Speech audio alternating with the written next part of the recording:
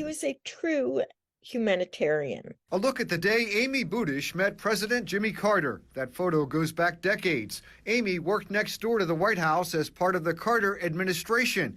And yes, she met the president. What was that like, meeting the president of the United States at that time? Of course, it's a little bit terrifying because you're thinking, oh my gosh, this is the leader of the free world. But he was a very approachable, warm human being. If you remember his smile, that big toothy grin that he had. Tell me about that photo where you're shaking his hand. What did you say to him? What did he say to you at that time?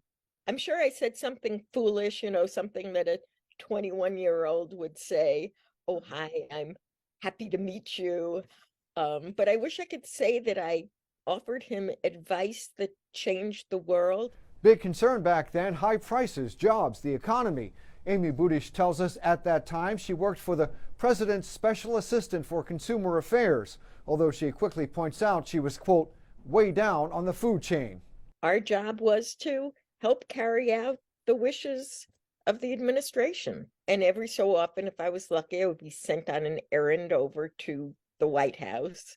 It's the greatest honor of my life to serve as county executive. While Amy Budish made her mark in consumer affairs, you may also recognize her as the wife of former Cuyahoga County Executive Armand Budish.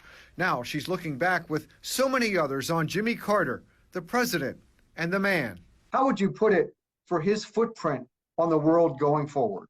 Jimmy Carter was a decent, good man who wanted to serve the American people, and he did the right things for the right reasons. Ed Gallick, Fox 8, I-Team.